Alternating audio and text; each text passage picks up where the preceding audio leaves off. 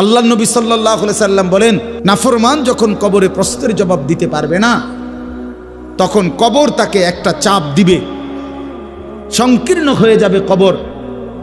এই চাপ দিলে ডান পাশের মাটি বাম দিকে চলে আসবে, বাম দিকের মাটি ডান দিকে চলে আসবে। আল্লাহর কসম বন্ধু, আমি 1 মিনিট দেখাই।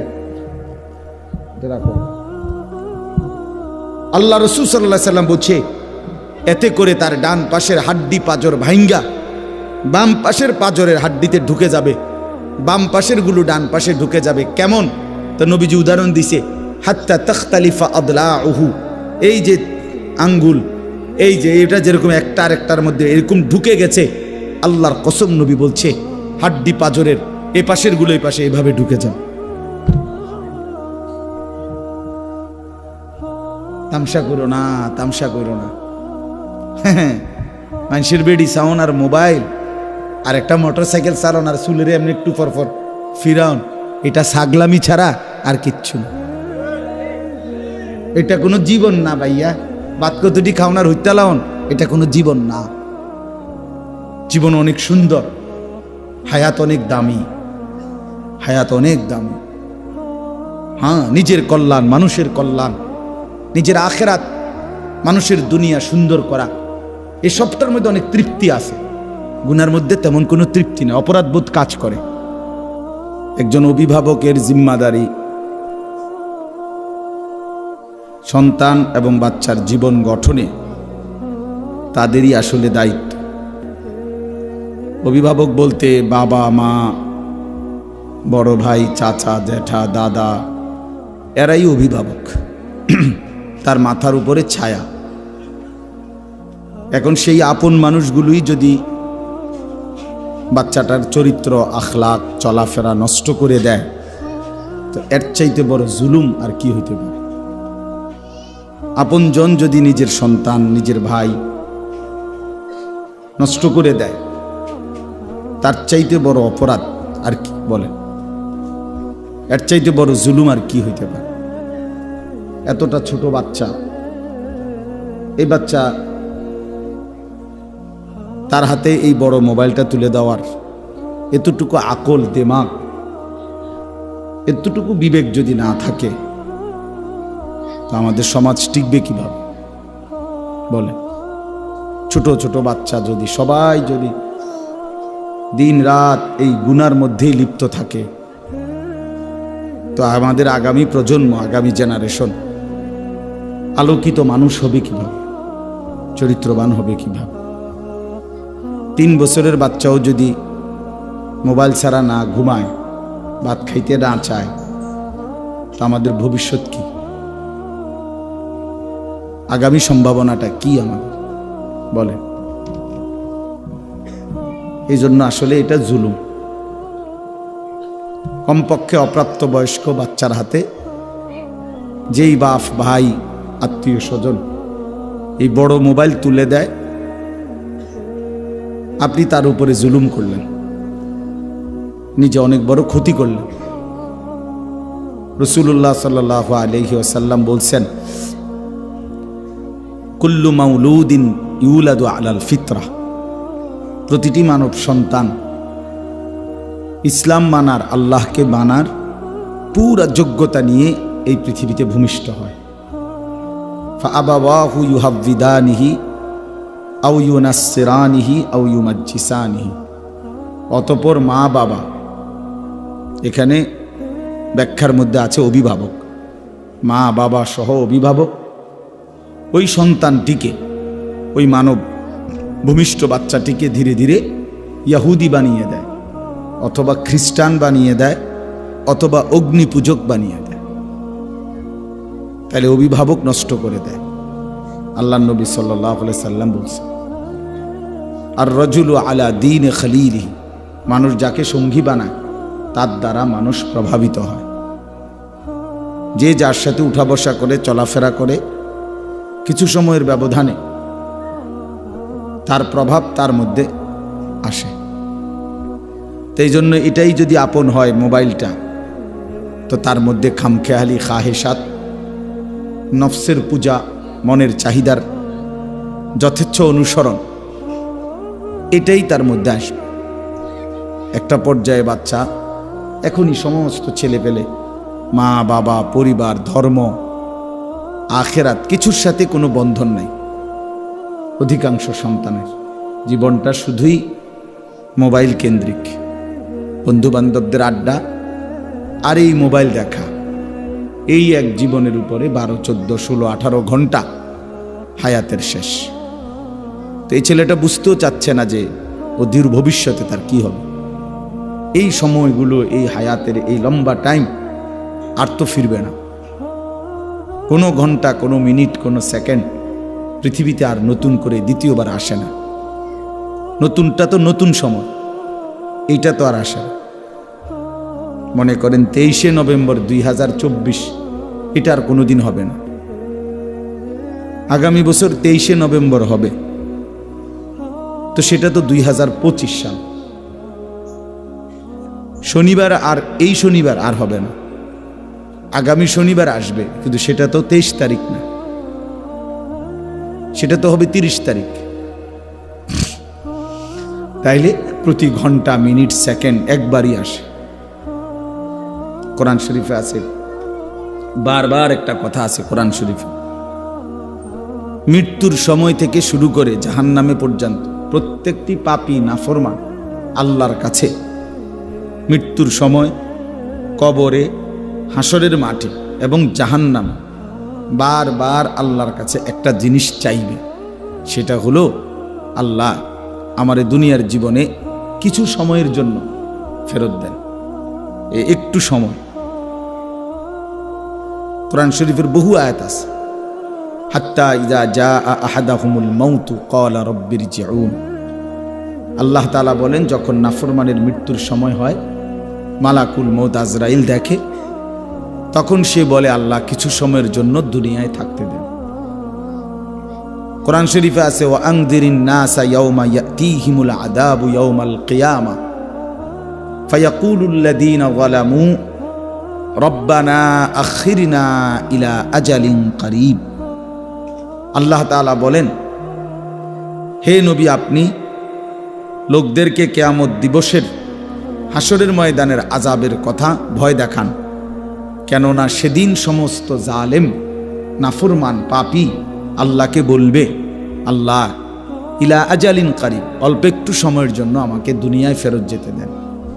এই যে সময় চাই। কোরআন শরীফে আছে, ওয়া আনফিকু মিম্মা রাযাকনাকুম মিন ক্বাবলি আন ইয়াতিয়া আহাদাকুমুল মাউত ফায়াকুলা রাব্বি লাউলা আখারতানি ইলা আজালিন করিব। আল্লাহ তাআলা বলে, বান্দা যদি নেক আমল করতে মন চায়, দান সদকা করতে মন চায়, আল্লাহর ইবাদত করতে মন চায়, যাই করতে মন চায়, এটা মৃত্যু আসার আগে আগেই করে নাও, নয়তো মৃত্যুর সময় তুমি বলবে যে আল্লাহ আমাকে কিছু সময়ের জন্য একটু সুযোগ দেন।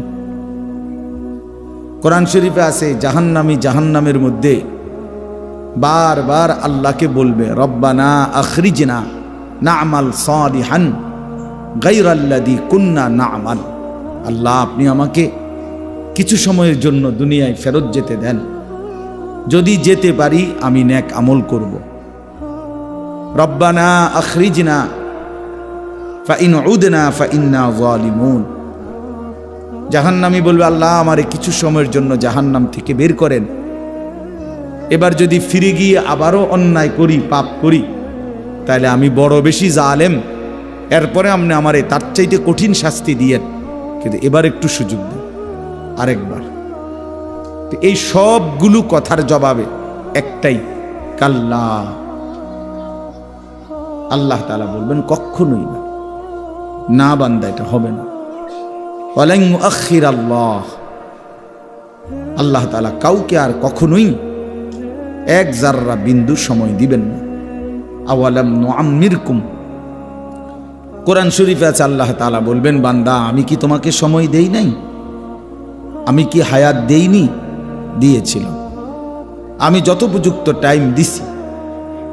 প্রতি ওয়াক্ত নামাজের টাইম যেতটুকু, নামাজের রাকাত আদায় করতে এটুকু সময়ের দরকার ছিল না, আমি বেশিই দিছি। মনে করেন জোহরের নামাজ 1টা বাজে আজান হয়েছে, 3:45 বাজে আসরের আজান, প্রায় 2.25 ঘন্টা পরে আসরের আজান।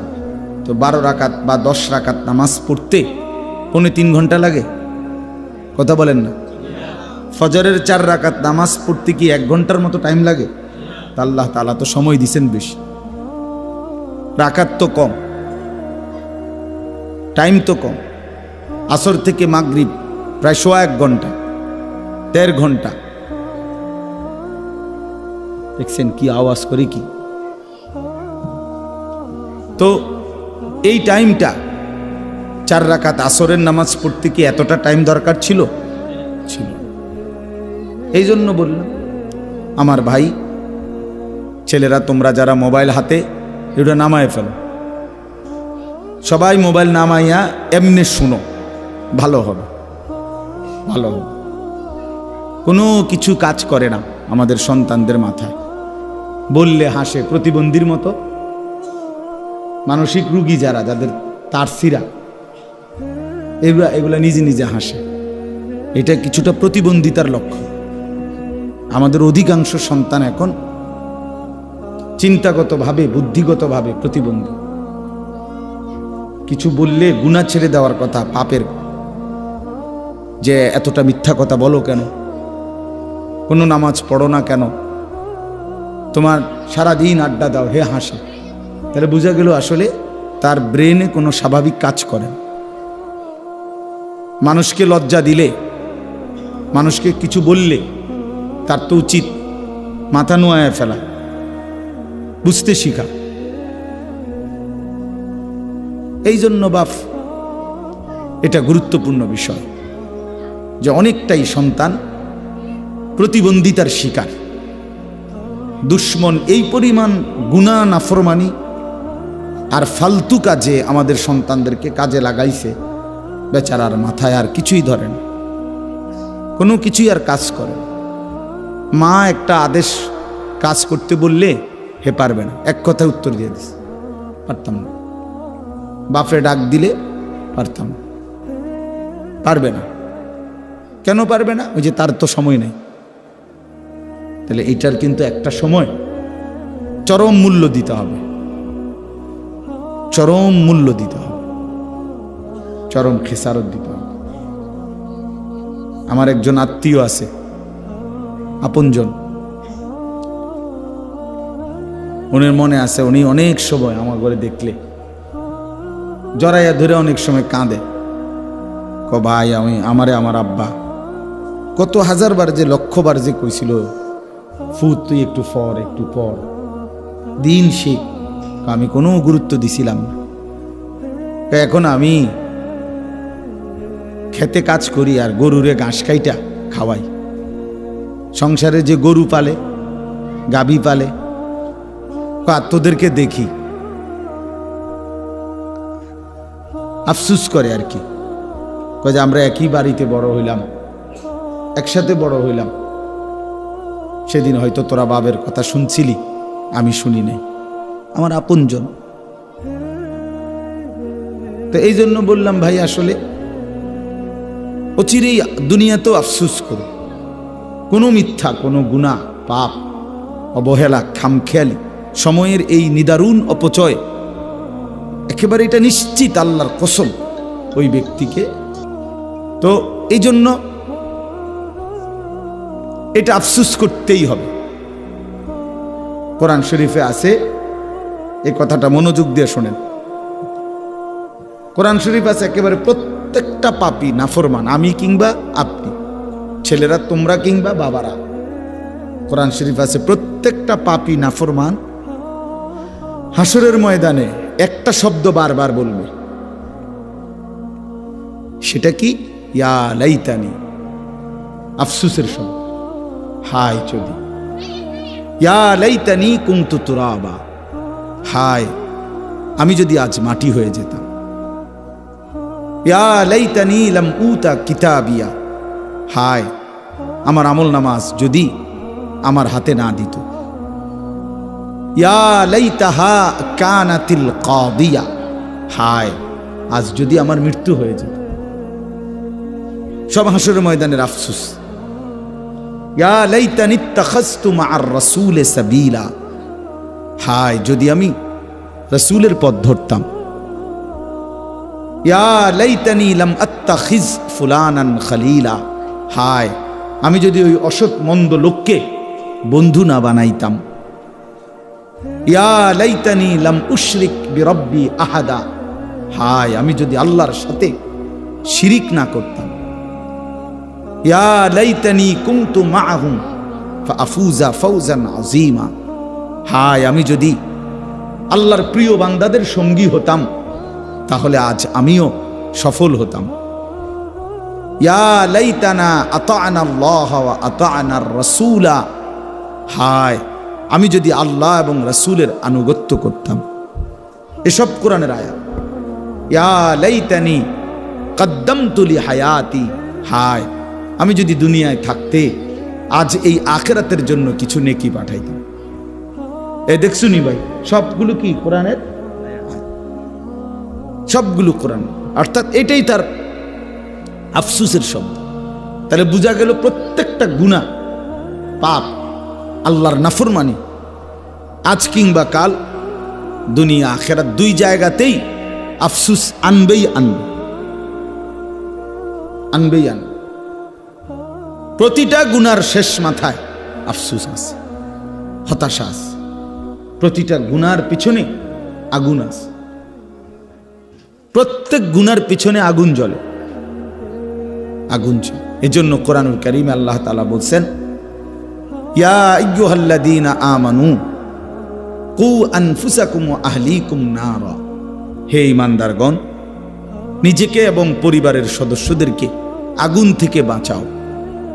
নারান, তাহলে বোঝা গেল দুনিয়াতে বলছে যে আগুন থেকে বাঁচাও, তাহলে মানে আগুন থেকে বাঁচাও মানে কি বলেন আপনারা? কি মনে হয়? কি গুনাহ থেকে? সহজ কথা, গুনাহ থেকে কি করো? বাঁচাও। কারণ এই বোঝা গেল গুনার অপর পিঠে কি আছে? আগুন আছে। এজন্য রাসূলুল্লাহ সাল্লাল্লাহু আলাইহি সাল্লাম বলছেন, ওয়া ইন্নাল ফুজুরা ইয়াহদি ইলান নার, প্রত্যেকটি গুনাহ পাপ জাহান্নামের দিকে টেনে নিয়ে যায়।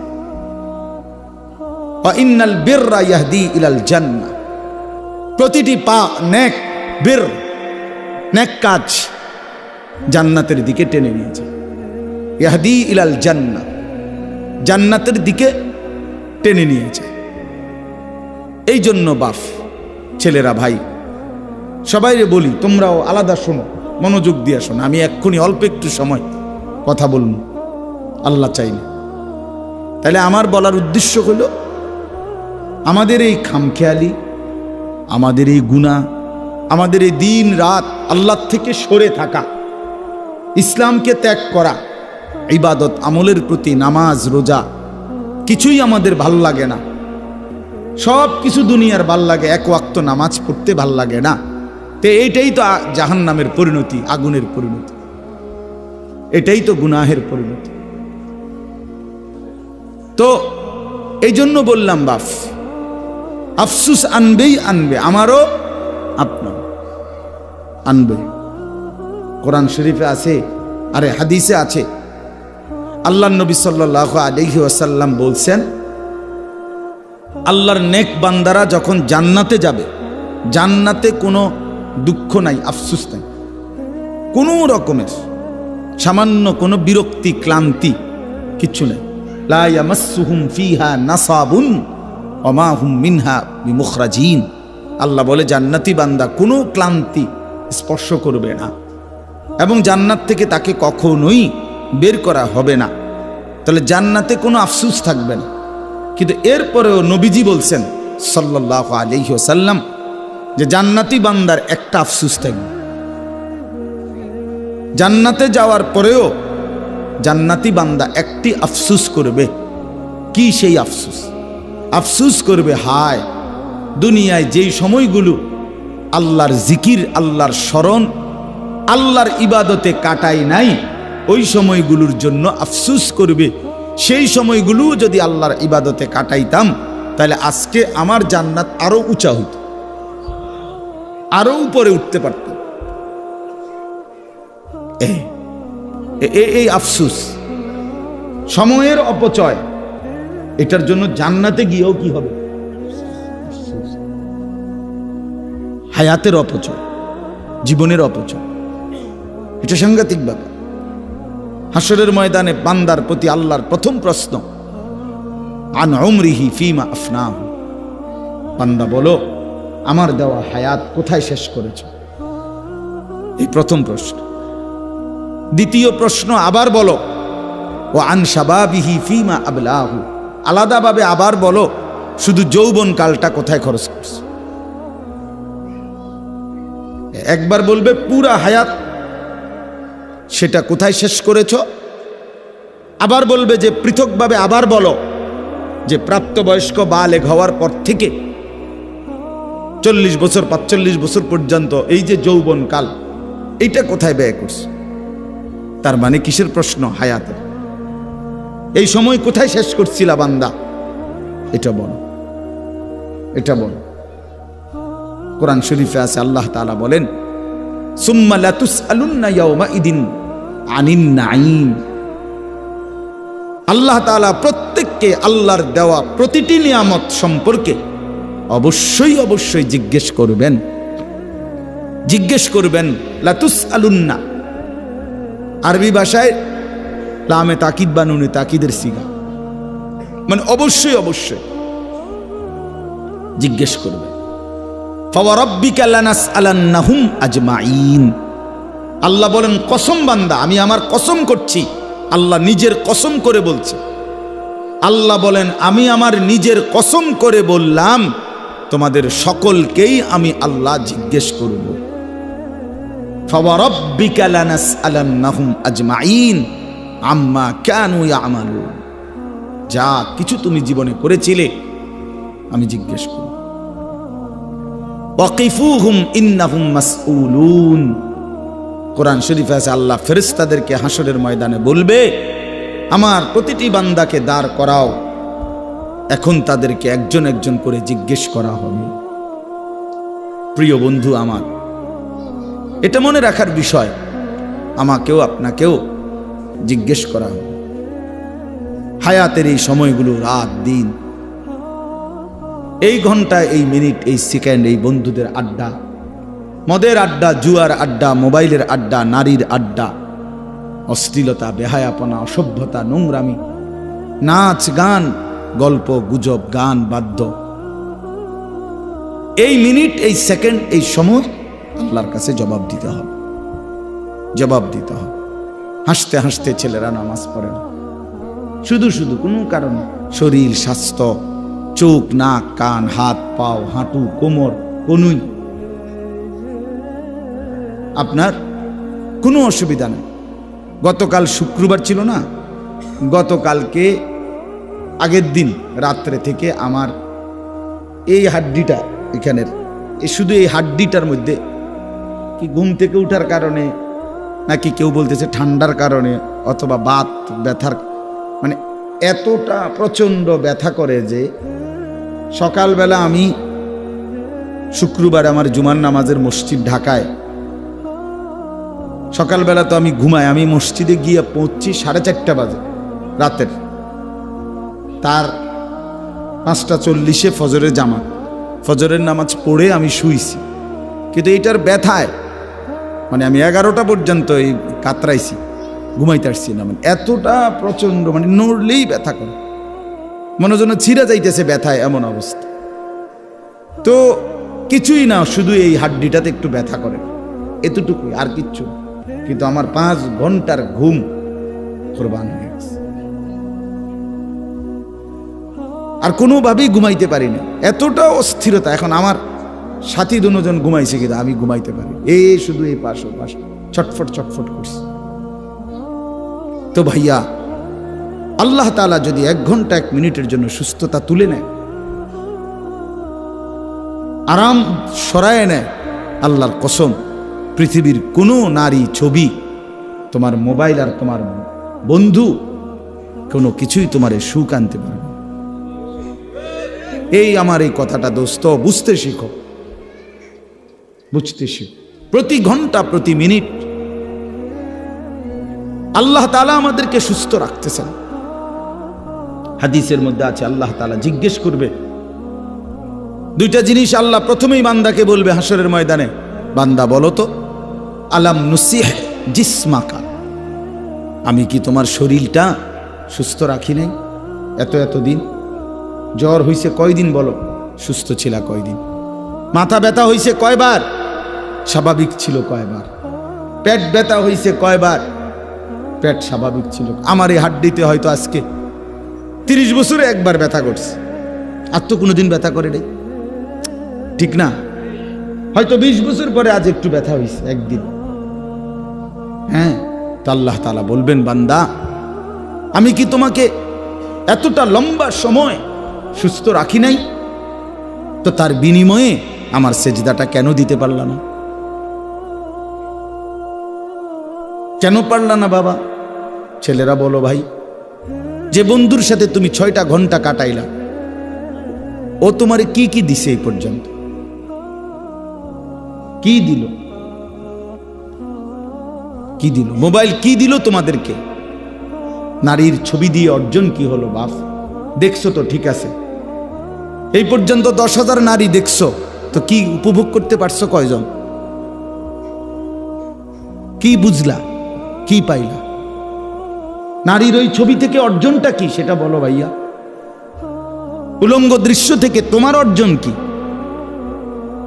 তোমার বেনিফিটটা কি সেটা বলো। এই অসভ্যতা, এই নোংরামি, এই জন্তু জানোয়ারের স্বভাব দিয়ে অর্জনটা কি? অর্জনটা কি? যে নামাজ পড়ে না, যে সেজদা দেয় না, আমি প্রত্যেক দিন বলি সে মানুষের বাচ্চা না। মুসলমানের বাচ্চা তো দূরে থাক, আরে নাফরমান, তুই মানুষের বাচ্চা না। বেনামাজি কোনো মানুষের বাচ্চা না, বেনামাজি জানোয়ার, বেনামাজি 100 জানোয়ার, বেনামাজি চতুষ্পদ জন্তু, বেনামাজি হাইওয়ান। যার কপালে সেজদা না, এটা জানোয়ার, এটা বাচ্চা না। মানুষের বাচ্চা তো তাকে বলে যার আল্লাহ তাআলা কোমর, হাঁটু, কনুই বানাইছেনি ইবাদতের জন্য। বুঝেন নাই? নামাজ পড়ার উপযোগী করেই আল্লাহ তাআলা, মান্দা নামাজ পড়বে এই জন্যই কনুই বাঁকা হয়, মানুষ নামাজ পড়বে এই জন্যই কোমর বাঁকা হয়, মানুষ নামাজ পড়বে এই জন্যই হাঁটু বাঁকা হয়। নাই তো ভাত মাছ খাওয়ার জন্য কিংবা যৌন চাহিদা পূরণের জন্য, পৃথিবীর অন্য প্রয়োজন পূরণের জন্য এটা দরকার ছিল না। কারণ অসংখ্য জন্তু জানোয়ার এক অবস্থায় থাইকাই, গরু কখনো সোজা হয় না, ছাগল কখনো সোজা হয় না, কুত্তা কোনোদিন সোজা হয় না, কিন্তু সে তার দুনিয়াবি সমস্ত চাহিদা, খাদ্য, পানীয়, পেশাব, পায়খানা, ঘুম, যৌন চাহিদা সব পূরণ করে না? তো কিভাবে পূরণ করে সে? বুঝা গেল বাকি শুধু দুনিয়া ভোগ করা, এ তো জানোয়ারের স্বভাব। ইনসান তো তাকে বলে যে আল্লাহকে সেজদা করে। আল্লাহ তাআলা বানাইছেনই আমাদেরকে ইবাদতের জন্য। ওমা খালাকতুল জিন্না ওয়াল ইনসা ইল্লা লিয়াবুদুন। তাহলে এটার উল্টো কথা তো এটাই, মানে এই কথার বাও কথা হইল যে আল্লাহ মানুষকে বানাইছেনই ইবাদতের জন্য, সেজদার জন্য, গোলামির জন্য। অতএব মানুষ বলে তাকেই যে গোলামি করে। অতএব এর উল্টোটা হলো যে সেজদা করে না, গোলামি করে না, তারে তো আল্লাহ তাআলা মানুষই বানায় নাই। তোরে বানাইছেই তো জানোয়ার, তোরে বানাইছেই তো কুকুর বিড়াল, তোরে বানাইছেই তো নারীর পিছনে ঘুরতি, তোকে বানাইছেই বেটা মানুষের বেডি দেখতি, ছবি দেখ, সারা রাত দেখে রেজাল্ট কি? রেজাল্ট কি? প্যান্টটা নাপাক হইলো, লুঙ্গিটা নাপাক হলো, শরীরটা অপবিত্র হলো, শরীরের সক্ষমতা ক্ষতিগ্রস্ত হলো, নিজের হাত নাপাক হলো, নিজের মন নাপাক হইলো, চোখ নাপাক হইলো, কান নাপাক হইলো, পুরা দেহ গুনাহের ভারে অপবিত্র। অপবিত্র পাক হইতেও তো জানে না, ফরজ গোসল করতেও তো জানে না, জানেও তো না। অসংখ্য ছেলে আছে যারা ফরজ গোসল সহি তরিকায় কিভাবে করতে হয় জানেও না, আপনি খবর নেন। তাহলে এই অপদার্থ তো আজীবন নাপাক। এত নাপাক, গোসল করলে পাক হয় না, শরঈ পদ্ধতিতে গোসল করলে পাক হয়। ইসলাম যেভাবে বলছে ওইভাবে গোসল করলে পাক হয়। এমনি ডুব দিলে পাক হয় না, এমনি বঙ্গোপসাগরে চুবাইলেও পাক হয় না।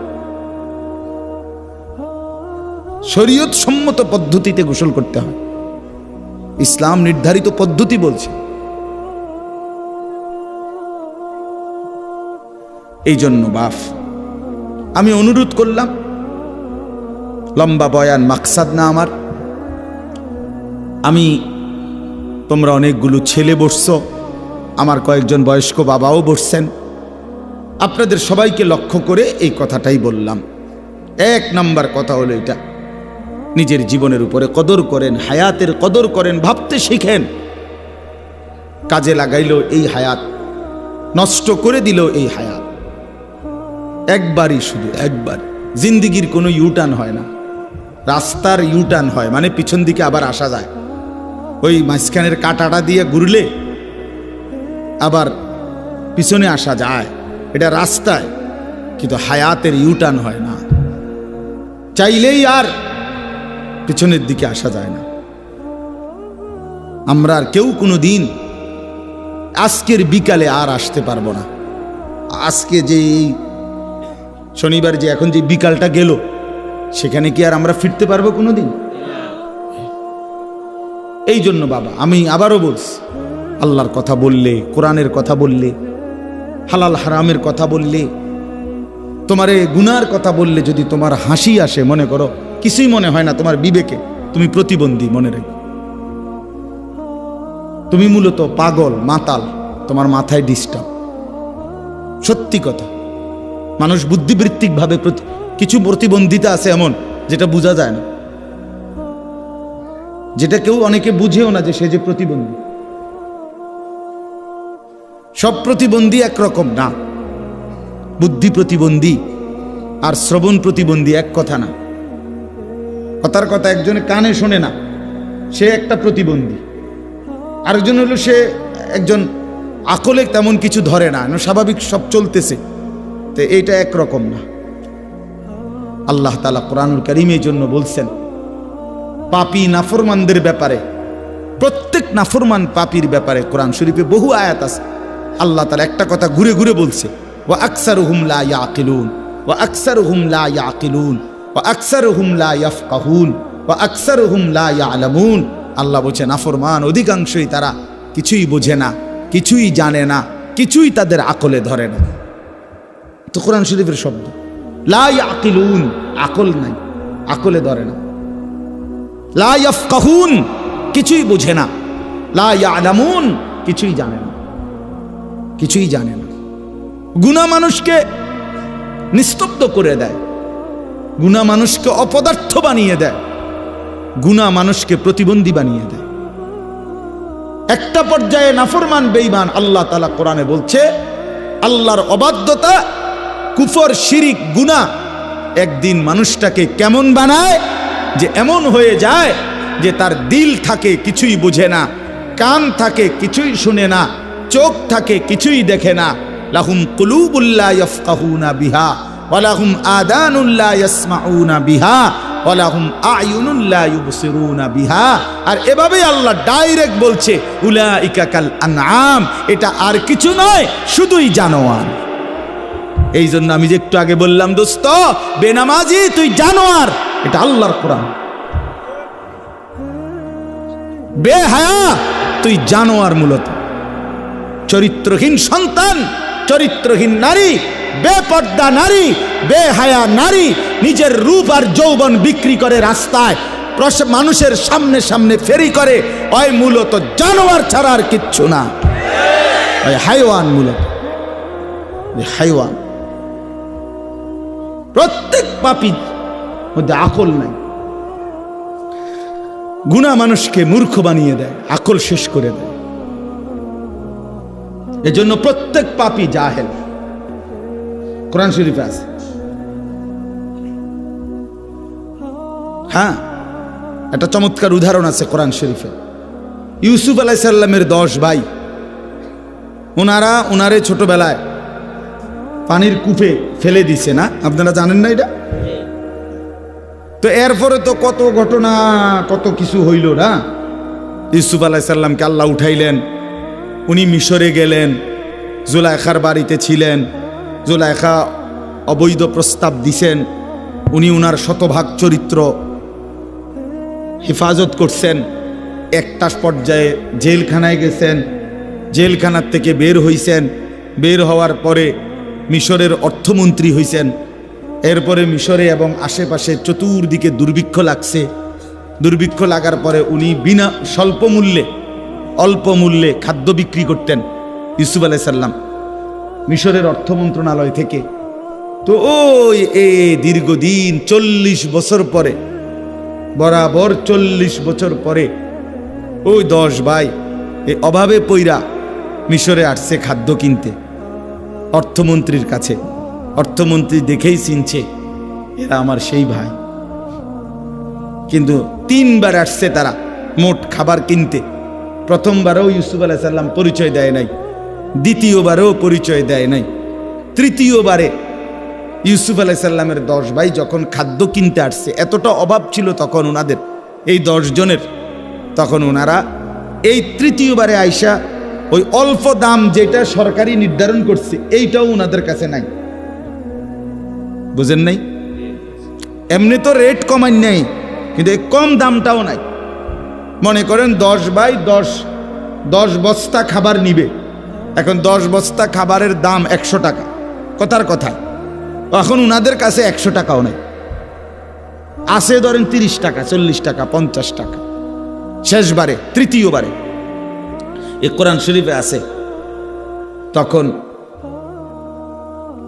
তারা 10 ভাই ইউসুফ আলাইহিস সালামের সামনে, ওরা তো চেনে না, তো এইবার তৃতীয়বারে আইসা যখন এই টাকাটা দিছে মূল্য দিয়া বলছে আমরা এটুকু দিলাম, তবে আমাদেরকে আমরা 10 বস্তা পূর্ণ দেন, আমগরে কম দিয়েন না, মাল পুরাই দেন।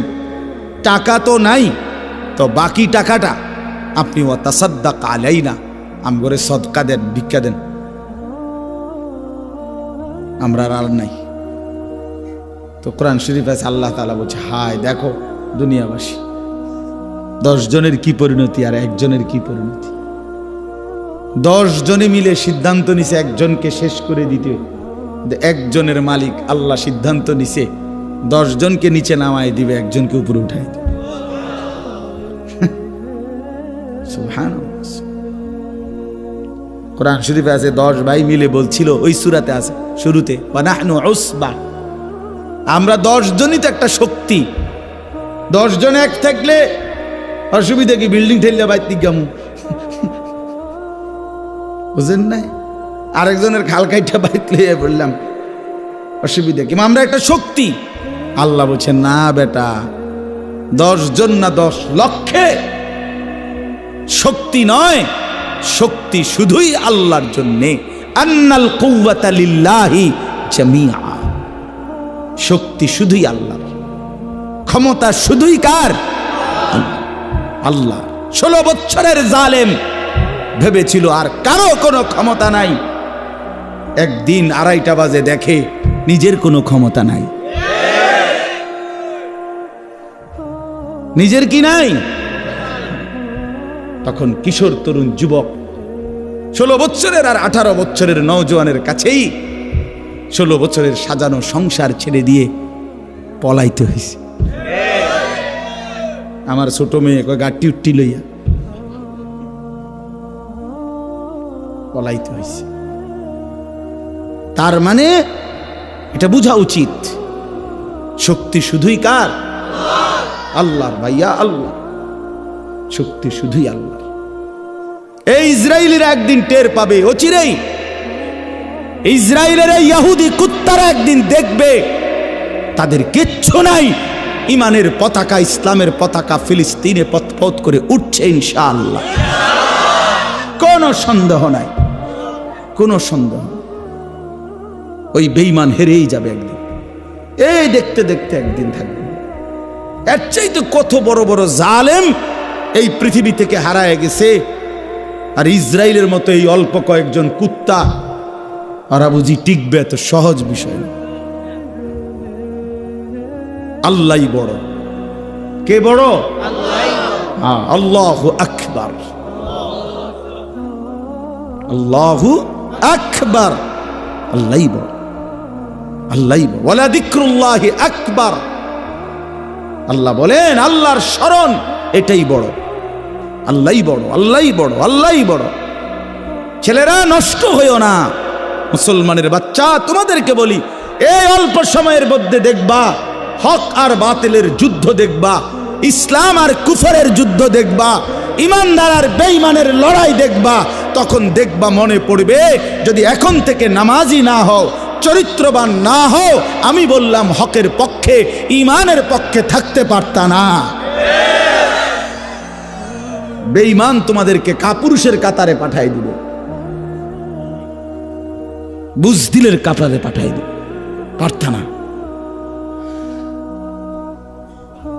সারা পৃথিবী ব্যাপী ঈমান আর কুফরের যুদ্ধই হবে শেষ পর্যন্ত।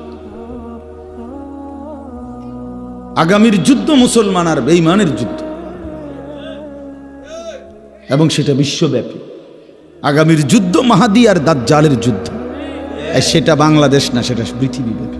মাহাদিও সারা পৃথিবীর, দাজ্জালও সারা পৃথিবীর। বুঝেন নাই হিসাবটা? সারা বিশ্বব্যাপী। তো এই জন্য ইউসুফ আলাইহিস সালাম তখন ভাইদের এই অসহায় করুণ অবস্থা দেখা, এই তখন তিনি এই আজকে আর মনটারে মানাইতে পারছে না যে হায় আমার ভাইরা, আজ তোমরা কত ছোট হয়ে গেলা, আজকে ভিক্ষা চাইতেছ, সাদকা দেন। তখন তিনি বললেন, হাল আলিমতুম মা ফাআলতুম বিইউসুফা ওয়া আখিহি ইদ আনতুম জাহিলুন। এই কথা এটা বলতে ইউসুফ আলাইহিস সালাম তখন বললেন, তোমাদের কি মনে পড়ে তোমাদের যে একটা ভাই ছিল ইউসুফ, এবং তার সাথে আরো এক ভাই বিনিয়ামিন, এই দুই ভাইয়ের সাথে ইজ আনতুম জাহিলুন, যখন তোমরা জাহেল ছিলে, মূর্খ ছিলে, কি করেছিলে? মনে পড়ে তোমাদের? এইখানে আছে মূলত তো তারা পাপ করছে। তারা কি করছে? ভাইকে কি করছে? কূপে ফেলে দিছে। কিন্তু আল্লাহ তাআলা ইউসুফ আলাইহিস সালামের ভাষাটা কি ব্যবহার করছে? যে যখন তোমরা মূর্খ ছিলে। এই আয়াতের তাফসিরে স্পষ্ট আছে। এজন্য তাফসির ইবনে কাসিরে আমি নিজে পড়ছি, কুল্লু মান আসাল্লাহা ফাহুয়া জাহিল। যে আল্লাহর নাফরমানি করে সে মূলত মূর্খ। এই কারণে অজ্ঞতা, এটা তার মূর্খতা, মূর্খতা। এই জন্যই এই কথাটা বলতেছিলাম, প্রতিটা পাপী বেওকুফ, প্রত্যেকটা নাফরমান হারামখোর, সুদখোর, ঘুষখোর, জিনাখোর, ব্যভিচারী, বেপর্দা নারী, মদখোর, নেশাখোর, গাঞ্জাখোর, এগুলো সব মূর্খ, জাহেল, জাহেল। তো ইউসুফ, আচ্ছা, তো ওই কথাটা শেষ করি। ইউসুফ আলাইহিস সালাম যখন এটা ছেলেদের ভাইদেরকে বললেন, মনে পড়ে যখন তোমরা মূর্খ ছিলে, তো তোমাদের ওই দুই ভাইয়ের সাথে তোমরা কি আচরণ করছিলা? কোরআন শরীফে আছে 10 ভাই একসাথে লাফ দিছে, লাফ দিয়া তাকাইয়েই ওনার দিকে, ক্বালু আইন্নাকা লাআনতা ইউসুফ। আরে আরে আরে, তাহলে তুমি কি সেই ভাই ইউসুফ নাকি? হেরার কলজার লাফ দিছে যে এই বামগো ভাই, অথচ কোনো যুক্তি নাই। উনি ইউসুফ আলাইহিস সালাম হইব কেন? সে তো হলো মিশরের অর্থমন্ত্রী, তারার বাড়ি হলো কেনান, ফালাইয়া দিছে 40 বছর আগে কূপের তলে, ফালাইয়া দিছে ছুট্টু মিয়ারে 8-10 বছর বয়সে। তো কিসের লগে কি মিলাইলো? কোথায় বাড়ি? কেনান। হ্যাঁ, এখানে হইল মিশর, আবার তারে ফালাই দিছে 10 বছর বয়সে। ইনার এখন বয়স হলো 40-45 বছর বয়স। তবুও তাদের দিল বলছে, ক্বালু আইন্নাকা লাআনতা ইউসুফ, তাহলে কি তুমি আমাদের ভাই ইউসুফ? ক্বালা আনা ইউসুফ। এই যে কোরআন শরীফের আয়াত, ক্বালা আনা ইউসুফ, ওয়া হাদা আখি। ইউসুফ আলাইহিস সালাম বললেন, হ্যাঁ ভাইয়া, আমি ইউসুফ। আর দ্বিতীয়বারে আসছিলার চুরির একটা কৌশল করে আমি যে আমার একটা ভাইকে রেখে দিয়েছি তোমাদের, সেটাই ছিল আমার ভাই বিনিয়ামিন। এই যে আমার পাশে বসা, গত সফরে মনে আসেনি ভাই, তোমগর থেকে আমি আমার একটা ভাই কৌশল করে রাইখে দিছিলাম। কদ মান্নাল্লাহু আলাইনা। ইউসুফ আলাইহিস সালাম বললেন, ভাইয়া শোনো, তোমরা তো আমারে ফেলে দিয়েছিলে পানির অতল গহীনে, কূপের গভীরে, কিন্তু আমার মহান আল্লাহ আমাদের উপরে বারবার দয়া করেছেন। রব্বুল আলামিন বলেন, কুলিল্লাহুম্মা মালিকাল মুলক তুতিল মুলকা মান তাশাউ ওয়া তানজিউল মুলকা মিম্মান তাশা। আল্লাহ বলেন, বন্ধু বলে দেন পৃথিবীবাসী, সমস্ত কর্তৃত্ব রাজত্ব মালিক শুধুই একজন আল্লাহ। তিনি চাইলে বাদশার মসনদে বসাইতে পারেন, তিনি চাইলে বাদশার মসনদ থেকে বেইজ্জতির সাথে নামায় দিতে পারেন। পারেন কিনা? হ্যাঁ। আতুইজ্জু মান তাশাউ ওয়া তুদিল্লু মান তাশা। তিনি চাইলে কাউকে ইজ্জত দেন, তিনি চাইলে কাউকে বেইজ্জতি করেন। ইজ্জত দেনে ওয়ালা কে? আল্লাহ। বেইজ্জতি করনে ওয়ালা কে? আল্লাহ। বাদশার মসনদে বসায় কে? আল্লাহ। বাদশার মসনদ থেকে টেনে নামায় কে? আল্লাহ। ইউসুফ আলাইহিস সালাম বলছেন, এবার সবাই শুনেন, ছেলেরাও শোনো বাপ। ইউসুফ তার 10 ভাইকে বললেন, বন্ধু ভাই আমার শুনে নাও, কিয়ামত দিবসের জন্য একটাই মূলনীতি, ইন্নাহু মাইয়াত্তাকি ওয়া ইয়াসবির ফাইন্নাল্লাহা লা ইউদিউ আজরাল মুহসিনিন। বললেন, ভাই শুনে নাও, নিশ্চয়ই যারা আল্লাহকে ভয় করে গুনাহ ছেড়ে দেয়, কি ছেড়ে দেয়? এবং যারা সর্বাবস্থায় আল্লাহর ফয়সালার উপরে সবর করে, ধৈর্য ধরে, এমন নেককার ব্যক্তির জীবনের একটা নিঃশ্বাসও আল্লাহ তাআলা বিফলে যেতে দেন না। তাকওয়া, গুনাহমুক্ত জীবন, গুনাহমুক্ত জীবন আর সবর। ইউসুফ আলাইহিস সালাম বলেন, ইন্নাহু মাইয়াত্তাকি ওয়া ইয়াসবির। যে গুনাহ থেকে মুক্ত থাকে আর আল্লাহর ফয়সালার উপরে সবর করে, ধৈর্য ধরে, আল্লাহ তাআলা এমন নেককারের জীবনের একটি সেকেন্ড নষ্ট হতে দেয় না। আল্লাহ তখন তাকে গুনাহ থেকে বেঁচে থাকলে, এবং আল্লাহর ফয়সালা, আমারে কখনো আল্লাহ খুব খাওয়াইছে, আলহামদুলিল্লাহ, এই বেলা খানা মেলে নাই, আলহামদুলিল্লাহ, আজকে কামাই হয়েছে 10,000, আলহামদুলিল্লাহ, আজকে কামাই হয় নাই 10 টাকাও, আলহামদুলিল্লাহ। হর হালাতে আল্লাহর উপরে সবর করে, ধৈর্য ধরে আর গুনাহ থেকে বিরত থাকে, আল্লাহ বলেন আমি তার কোনো কিছুই বিফলে দেই না। আমার এমন বান্দা, প্রিয় বান্দা, সে হাসলেও নেকি, কাঁদলেও নেকি, হাঁটলেও নেকি, বসলেও নেকি, উঠলেও নেকি, দাঁড়াইলেও নেকি, ঘুমাইলেও নেকি। ইন্নাল্লাহা লা ইউদিউ আজরাল মুহসিনিন ইন্না কাযালিকা নাজজিল মুহসিনিন। আল্লাহ তাআলা বলেন, নেককার বান্দাকে আমি এভাবেই জান্নাতের শ্রেষ্ঠতম বিনিময় দেব। আল্লাহ আমাদেরকে বুঝ দান করেন, বুঝ দান করেন। চলেন বাবা, তাইলে আমি ছেলেদেরকে বুঝাইতে চেষ্টা করলাম, বাবাদেরকে, পর্দার আড়ালের মাদেরকে। অর্থ হলো এই, গুনাহ থেকে মুক্ত, এটাই জীবন। আল্লাহর নাফরমানি থেকে বেঁচে থাকা, এটাই মানুষ। এটাই মূলত কি মানুষ, এটাই মানুষ, এটাই মানুষ। এজন্য যার জীবনে নামাজ নাই, যার জীবনে আল্লাহর হুকুমের পাবন্দি নাই, আল্লাহকে যার ভয় করে না, যে আল্লাহর কথা যার মনে পড়ে না, তো তার জিন্দিগির আর কোনো অর্থ থাকে না। আমি 3টা আয়াত পড়ছি সূরা মুলক, কোরআনুল কারীমের 29 নম্বর পারা, 67 নম্বর সূরা, সূরায়ে মুলকের এবার এই 3টা আয়াতের তর্জমা শুনেন, তাইলেই কথা শেষ। আল্লাহ তাআলা বলেন, ইন্নাল্লাযীনা ইয়াখশাউনা রাব্বাহুম বিল গায়ব, নিশ্চয়ই যারা আল্লাহকে ভয় করে, বিল গায়বে, না দেখে। কিভাবে ভয় করে? এখানে 2 অর্থ। এক, আল্লাহকে ভয় করে, আর আল্লাহর বলা অদৃশ্য যেই বিষয়গুলো সেগুলোকে ভয় করে।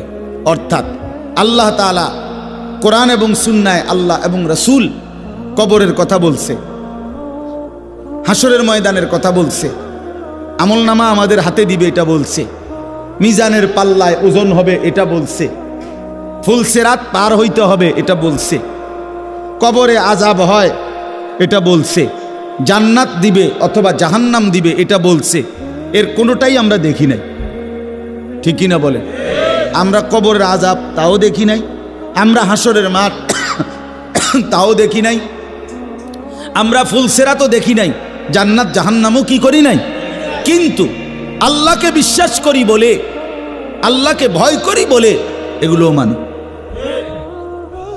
এগুলোও আমরা কি করি? মানি, এগুলোও মানি। কবর, হাসর, ঠিক আছে ভাই, এটা তাকানো দরকার। তো কবর, হাসর, মিজান, ফুলসিরাত, জান্নাত জাহান্নাম, এগুলোকে যে ভয় করে সেই আল্লাহকে ভয় করে। আর আল্লাহকে যে ভয় করে, খোদার কসম এটার অর্থ একটাই, সে গুনাহ থেকে বিরত থাকে। গুনাহ থেকে যে বিরত থাকে সেই আল্লাহকে ভয় করে। এজন্য আল্লাহকে ভয় করে এ কথার মানে কি? গুনাহ থেকে বিরত থাকে। গুনাহ থেকে বিরত থাকে এ কথার ফলাফল কি? আল্লাহকে ভয় করে। এই কাগজের এই পিঠ ও পিঠ, কাগজের এই পিঠ তো এই পিঠ, এই পিঠ তো এই পিঠ, এটা আলাদা করা যায় না। মানে ধরেন এই পৃষ্ঠাটার মধ্যে তো কোনো লেখা নাই, আছে তো এটা হালাই দেন, এটা তো কাম নাই, কাম হলো আমার এই পৃষ্ঠাটা আনা, এটার মধ্যে লেখা আছে, এটা কেমনে ফেলাইবেন? বোঝেন নাই? এই লেখা টিকায় রাখতে হইলে কি করতে হইব? এটা নইলে আলাদা করবো কি দিয়া? এটা তো 2 পার্টও আলাদা।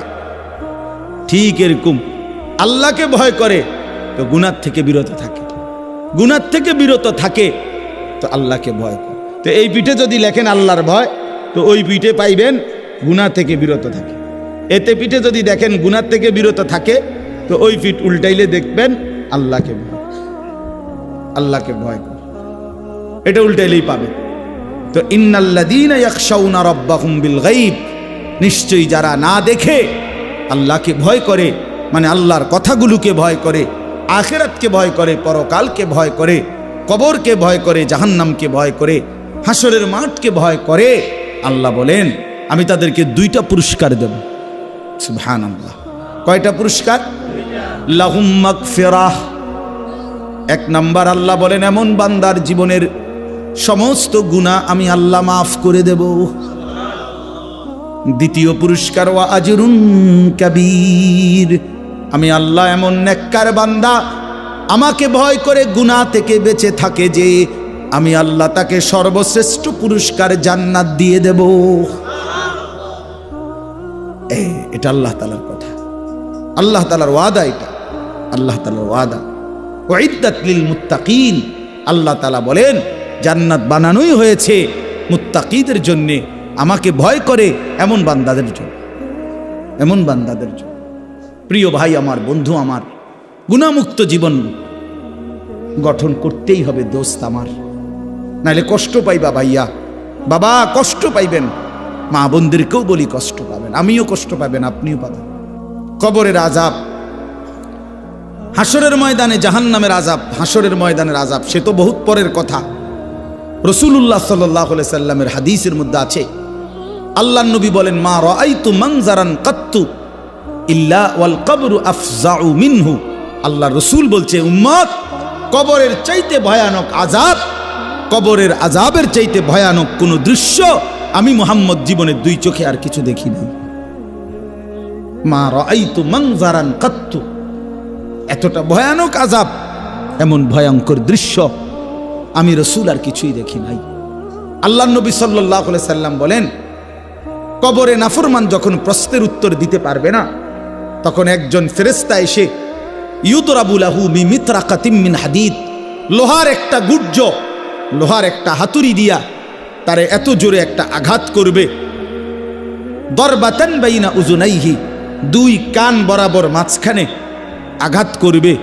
আল্লাহ রসুল বলেন ফায়াসিহু সাইহাতান, নাফরমান এত জোরে একটা চিৎকার মারবে, ইয়াসমাউহা মান ইয়ালিহি ইল্লা সাকালাইন, মানুষ এবং জিন ব্যতীত আল্লাহর সমস্ত সৃষ্টি বেঈমানের চিৎকার শুনতে পাবে। প্রিয় বন্ধু, এ তো কবরের আযাব, সামনে তো আছেই, সামনে তো আছেই। আল্লাহ নবী সাল্লাল্লাহু আলাইহি সাল্লাম বলেন, নাফরমান যখন কবরে প্রশ্নের জবাব দিতে পারবে না, তখন কবর তাকে একটা চাপ দিবে, সংকীর্ণ হয়ে যাবে কবর। এই চাপ দিলে ডান পাশের মাটি বাম দিকে চলে আসবে, বাম দিকের মাটি ডান দিকে চলে আসবে। আল্লাহর কসম বন্ধু, আমি 1 মিনিট দেখাই, দেখো আল্লাহ রাসূল সাল্লাল্লাহু আলাইহি সাল্লাম বলছে, এতে করে তার ডান পাশের হাড্ডি পাঁজর ভাঙ্গা বাম পাশের পাঁজরের হাড্ডিতে ঢুকে যাবে, বাম পাশের গুলো ডান পাশে ঢুকে যাবে। কেমন? তো নবীজি উদাহরণ দিছে, হাত্তা তাখতালিফা আদলাউহু, এই যে আঙ্গুল, এই যে এটা যেরকম একটা আরেকটার মধ্যে এরকম ঢুকে গেছে, আল্লাহর কসম নবী বলছে হাড্ডি পাঁজরের এ পাশের গুলো এই পাশে এভাবে ঢুকে যাবে। তামসা করো না, তামসা করো না। মানুষের বেডি সাউন আর মোবাইল আর একটা মোটরসাইকেল চালান আর চুলের এমনি একটু পরপর ফিরাউন, এটা ছাগলামি ছাড়া আর কিচ্ছু না। এটা কোনো জীবন না ভাইয়া, বাদ কতটি খাওনার হইতে লাউন, এটা কোনো জীবন না।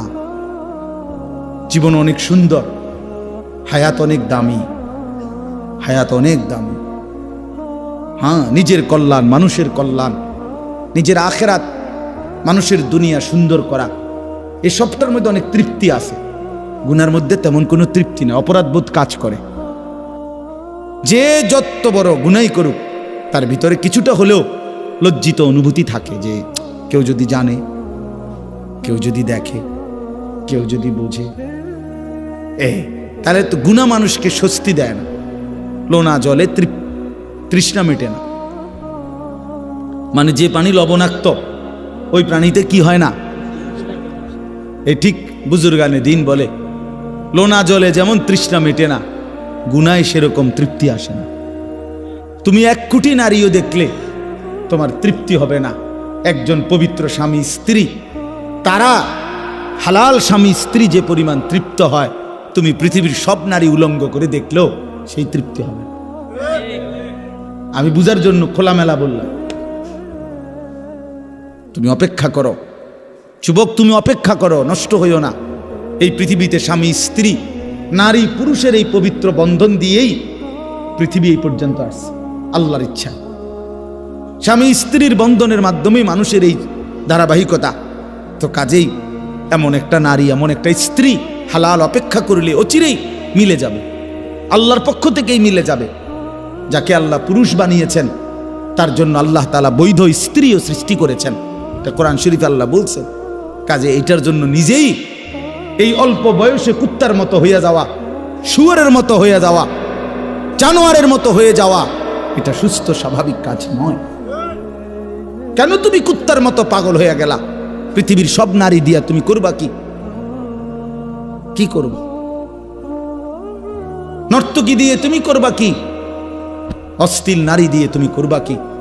যার নিজের কোনো চরিত্র নাই, যে বেপর্দা, বেহায়া, যেই গায়িকা, যেই নায়িকা, যেই নর্তকী, যেই বেশরম নারী, নিজের কোনো ইজ্জত নাই, যার কাছে নিজের কোনো পর্দা নাই, নিজের কদর নাই, সে তোমারে সুখ দিবে কিভাবে? আল্লাহ আমাদেরকে বুঝার তৌফিক দান করে। আল্লাহ তাআলা বলেন, ওয়া আসিররু কাওলাকুম আবিজাহরু বিহি ইন্নাহু আলিমুম বিজাতিস সুদূর। আমাদেরকে সতর্ক করছে আল্লাহ, বলছে বান্দা, আমার থেকে বাঁচাবার জন্য, গুনাহকে আড়াল করবার জন্য তুমি যত কৌশলী অবলম্বন করো না কেন, আমি সব জানি।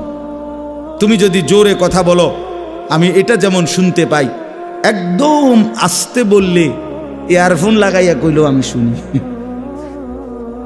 ইন্নাহু আলিমুম বিদাতিস সুদূর, তোমার অন্তরের ভিতরে যেই জল্পনা কল্পনা, আমি তাও জানি। তাহলে আমি আল্লাহর থেকে আড়াল করবা কেন?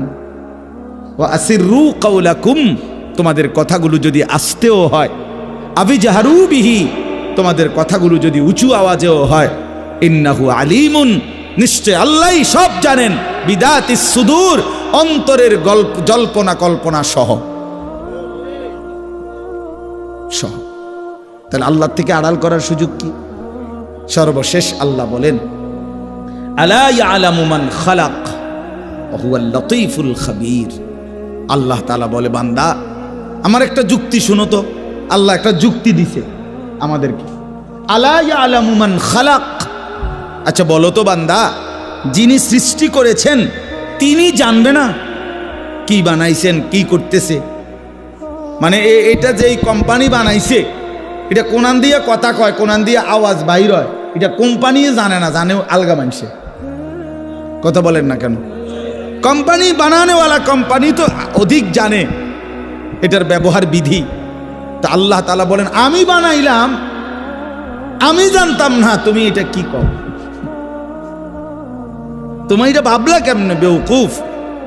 আলা ইয়ালামু মান খালাক, যিনি সৃষ্টি করলেন তিনি জানবেন না, তিনি বুঝবেন না, তিনি শুনবেন না? ওহুয়াল লতীফুল খাবীর। অতএব শুনে নাও বান্দা, আল্লাহ তাআলা সূক্ষ্ম থেকে সূক্ষ্ম, বিন্দু থেকে বিন্দু বিষয়ও জানেন এবং পৃথিবীর সমস্ত সৃষ্টির ব্যাপারে একসাথে খবর রাখেন। রাখেন কিনা বলেন? আল্লাহ থেকে আড়াল করার কোনো সুযোগ, কোনো সিস্টেম নাই। যিনি বানাইছেন তিনিই জানেন, কি বানাইছেন, কি করছে সব জানেন। এজন্য আল্লাহ তাআলা বলেন, আলাম ইয়ালাম বিআন্নাল্লাহা ইয়ারা, বান্দা মনে রেখো আমি কিন্তু সারাক্ষণ তোমাকে দেখি। কতক্ষণ? রাত 2টা, দিনের 2টা আল্লাহর কাছে বরাবর, একাকী কিংবা প্রকাশ্য আল্লাহর কাছে বরাবর। 7 আসমানের উপরে, 7 তবক জমিনের নিচে আল্লাহর কাছে বরাবর। বরাবর কিনা বলেন? এই জন্য যুবক ভাই, বাবারা, পর্দার আড়ালের মা বোন, সবার কাছে অনুরোধ রইল, হায়াতের কদর করে গুনাহ ছেড়ে দেন, আল্লাহকে ভয় করেন, 5 ওয়াক্ত নামাজ পড়েন। ছেলেরা বাপ তোমাদেরকে বলি, ভাইয়া ফজরের নামাজ পড়ো, 5 ওয়াক্ত নামাজ পড়ো, চেহারাটা সুন্দর হবে, আখলাক সুন্দর হবে, মানুষের ভালোবাসা মিলবে। বন্ধু তুমি দেখো না, তোমরা যারা সারা দিন মোবাইল চালাও, নাচ গান দেখো, কোনো মানুষ তোমাদেরকে আদর করে ডাকে কিনা? কোনো মানুষ, এই সমাজের কোনো ভালো মানুষ, এই সমাজের কোনো নেককার মানুষ তোমারে কোনোদিন আদর করে মহব্বত করে ডাকে কিনা? তুমি খেয়াল করো। সবাই তোমারে, কেউ হয়তো মুখে হয়তো অনেকে বলতে পারে না, কিন্তু কলিজা দিয়া তোমারে সবাই ঘৃণাই করে, ঘৃণাই করে, দিল দিয়া ঘৃণাই করে। এই জন্য পাপী কখনোই সম্মান পায় না, নাফরমান কখনোই ইজ্জত পায় না। আল্লাহ তাআলা আমাদের সবাইকে ঈমান আমলের দৌলত দান করেন, তাকওয়ার জীবন দান করেন, হালাল হারাম বেঁচে চলার তৌফিক দেন।